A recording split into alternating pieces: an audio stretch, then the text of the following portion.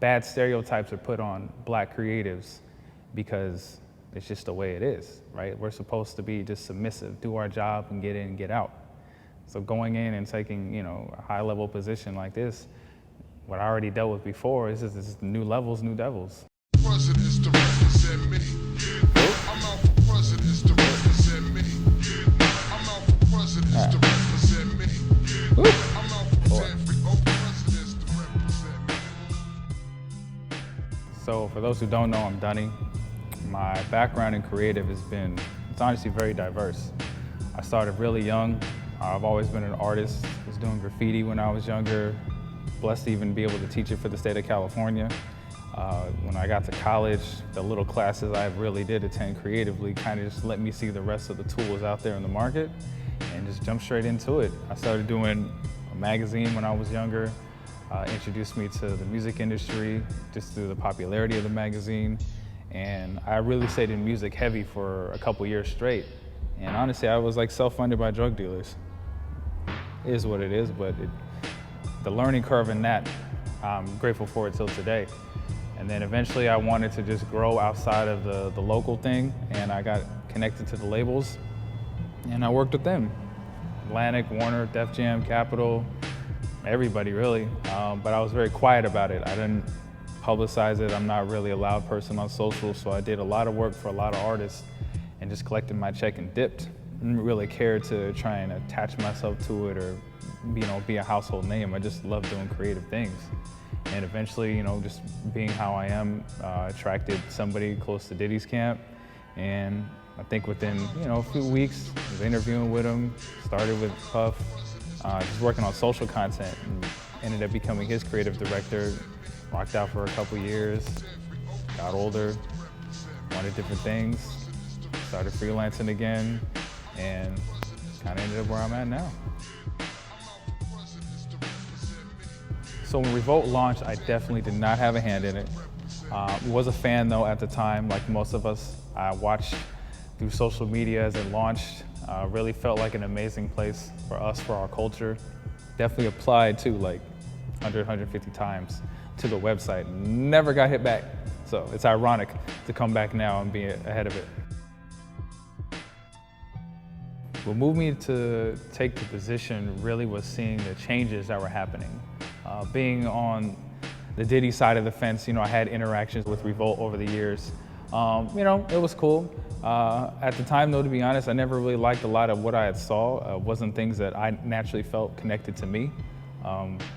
So I really didn't care for it, to be honest.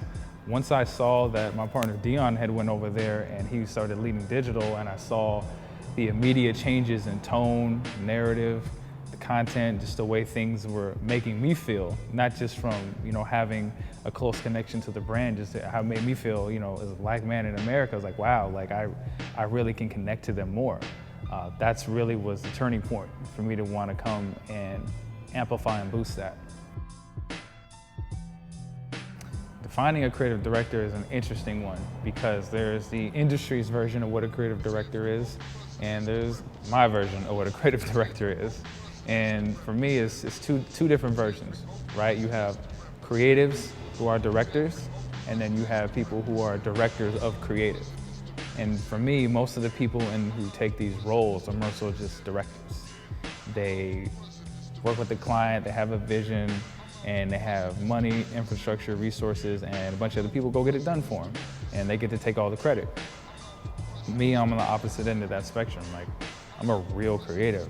I draw, I paint, I sculpt, I do photography, I video edit, I do sound, I'll do lighting, I do retouching. I touch everything within the realms of being creative, and if there's something else I want to go learn or I don't know, I go do it. And with knowing all that, as I direct, I'm able to be more hands-on and more granular throughout the projects. And it just makes our projects better. And I'm also able to help the people within the projects as well. Like, I love to build up creatives. I love to help push them out of their comfort zone. Just because I hired you to do editing doesn't mean that you can't have a hand in storyboarding. But because I know how to cross all those lines, I can make people learn and grow at the same time. What Revolt was missing in their creative was just authenticity. really connecting to the culture, really rooting its art from a place of, where it came from.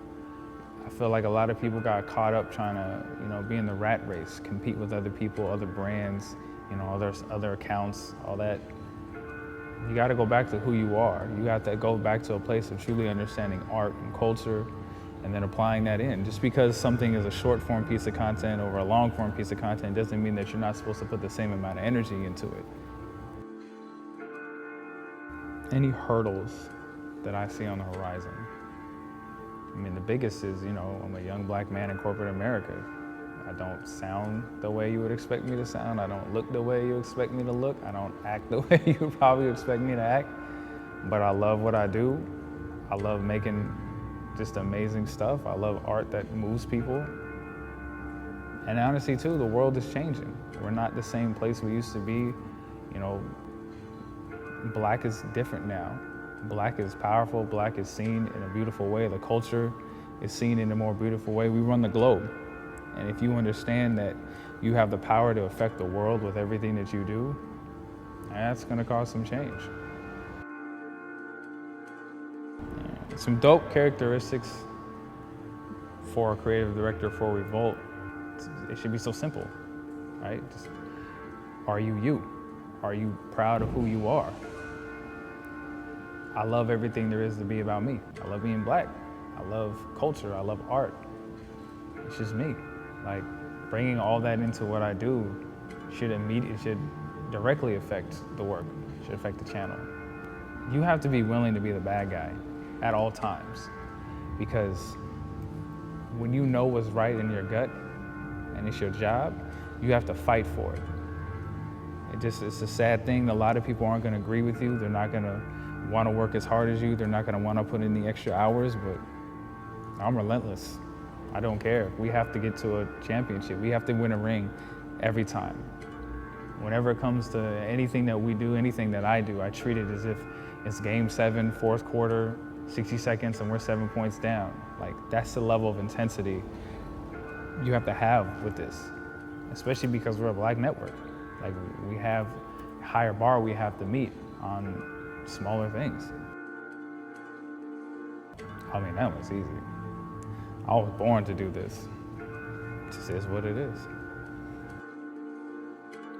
My ultimate goal with being a creative director is a few things. For one, I want to be able to have Revolt become a creative hub where we work with the best, we help cultivate and train the best, and we put out the best. And secondly is, you really don't see, I know when I was growing up, I never got to see anybody who looked like me in this type of position. Anytime I found an agency or I found, somebody attached to a great piece of creative, to be honest, they weren't black, they weren't young. They definitely weren't looking like me, sounding like me, acting like me. So for me being here, I hope that, becomes like a beacon of change for younger creatives to see like you can be unapologetically yourself and still be successful. You do not have to sell out. You do not have to feel that you're less than. You do not have to play any type of role. Just be you. Any messages to any hip hop outlets out there? No, because I don't think about them.